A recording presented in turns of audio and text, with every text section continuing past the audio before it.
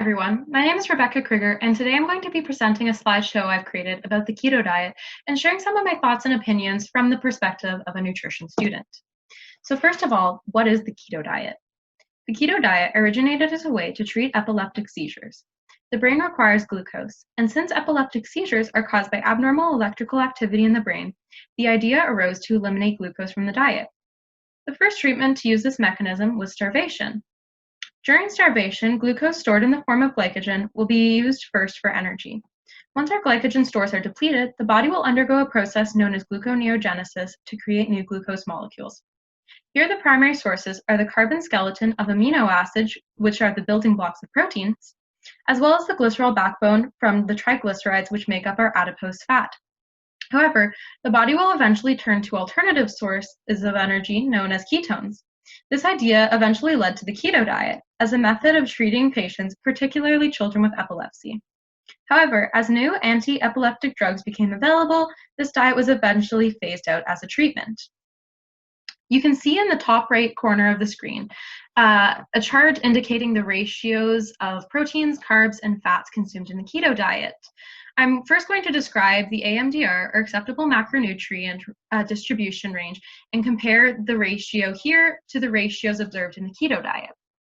So the acceptable macronutrient distribution range, or AMDR, encompasses values used by dietitians and other healthcare professionals that detail healthy ranges to consume each macronutrient in.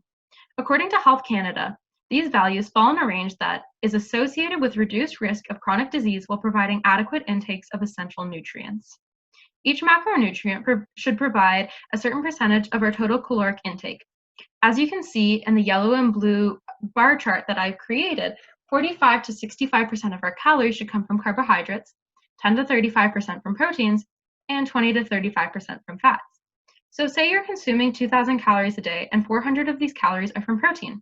That means that 20% of your energy is coming from protein, and therefore your consumption falls within the AMDR for protein. The keto diet uses a different distribution range, however.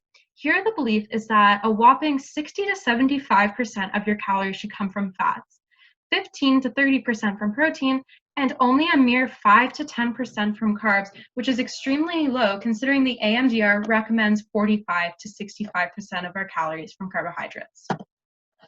First, I'm going to provide you with a little bit of background information regarding Canada's new food guide. So, current recommendations, as shown by Canada's Food Guide, include sectioning off a quarter of your plate for whole grain foods or other complex carbohydrates, 1/4 for protein foods, and half the plate for fruits and/or vegetables. This visual also gives an emphasis on choosing more plant-based proteins, which tend to be lower in saturated fats and higher in fiber. I've also provided a link on the bottom of the screen to the original site, which gives additional tips on healthy eating, including information on food behaviors. Here on this next slide, I've included some pictures of what meals will look like on the keto diet, gathered from dietdoctor.com, a keto blog website. We can see that breakfast includes 2 fried eggs with bacon and a few fried cherry tomatoes. Lunch is sliced turkey with a cheese sauce. Dinner is 2 hamburger patties with a side of cooked cabbage, and dessert is whole roasted block of cheese with a few blackberries for garnish. Out of these, I would have to say dinner looks the best due to the larger serving of cabbage. When compared with Canada's Food Guide, this meal at least meets the requirements of half a plate of veggies. Otherwise, these meals are very low in fruits and vegetables. One issue with this is a lack of fiber, which can cause constipation and possibly lead to colon inflammation. In addition, insoluble fiber plays a role in excreting cholesterol from the body and decreasing the risk of cardiovascular disease. The keto diet is a high-fat diet and may result in high levels of LDL or bad cholesterol depending on what foods you consume. Therefore, adequate fiber intake is very important here.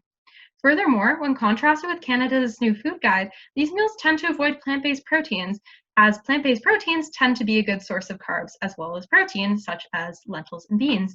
However, this lack of plant-based proteins means a higher saturated fat intake and lower fiber, which can have health complications in the long term.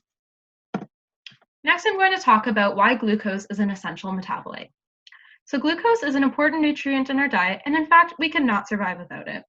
As mentioned previously, glucose is stored in the form of glycogen in both the liver and skeletal muscles. As our blood glucose levels decrease, the secretion of a hormone known as glucagon increases. This hormone stimulates the breakdown of glycogen back into glucose to maintain normal blood glucose levels. However, when carbohydrate ingestion is absent or very low, glycogen stores will be diminished. We should also note that it takes time for the body to adapt to using lipids as its dominant fuel source, and this will instead use primarily proteins during this adjustment period. Therefore, the body will form glucose molecules from either dietary protein intake or resorting to breaking down proteins from muscles and vital organs. However, when glucose intake is adequate, protein is spared, and the amino acid building blocks of protein can instead be used in building, repairing, and maintaining body tissue. In addition, a study comparing ketogenic versus non-ketogenic, very low-calorie diets found evidence of less protein breakdown in the non-ketogenic diet. Glucose is also important, and that is necessary for red blood cell function, brain function, and is the preferred energy source for muscles during intense exercise. One study compared a group of rats placed on the ketogenic diet for 1 month to a control group, which was fed rodent chow, and tested each group's cognitive abilities with a water maze, an open field test, and finally a handling test. The conclusion after analyzing the results was that rats placed on the keto diet experienced deficits in spatial learning and memory, which aligns to other studies' finding. So to conclude, glucose is an essential metabolite in that it is protein sparing and needed for red blood cell and brain function, as well as being the preferred source of energy during intense exercise. So are there any potential dangers or drawbacks of the keto diet?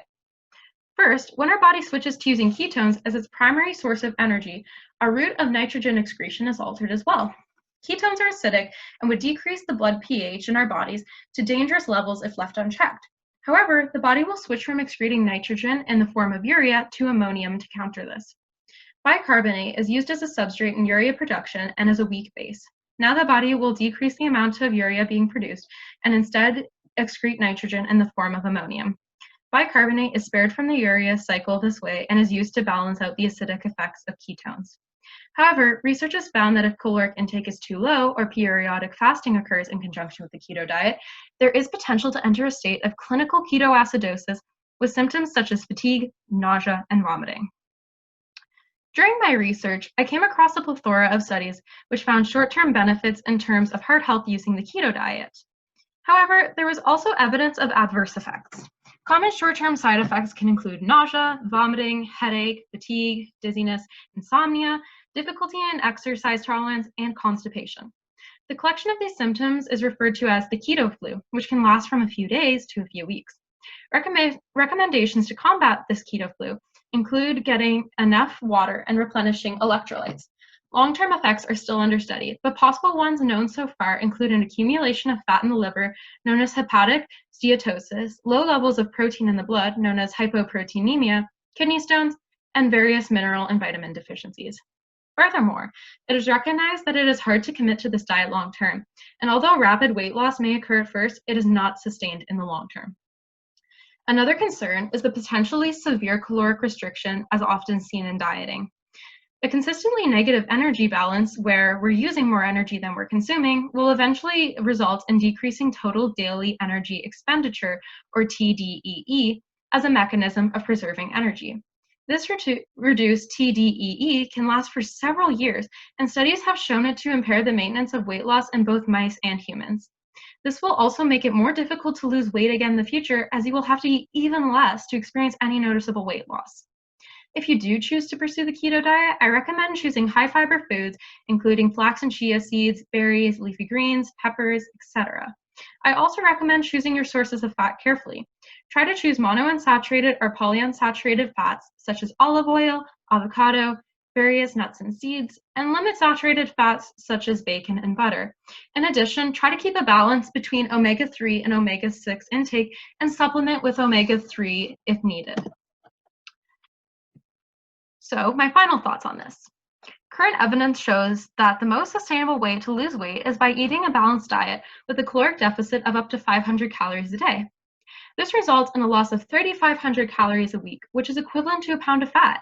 Using this method, you could still lose up to 52 pounds per year.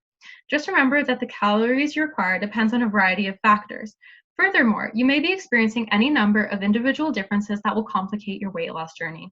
To get the best information on what will work for you personally, I recommend consulting a registered dietitian for help on your weight loss journey. This concludes my presentation. I hope that you feel you understand the keto diet better now and will consider the factors involved before starting a diet like this. Thank you for your time.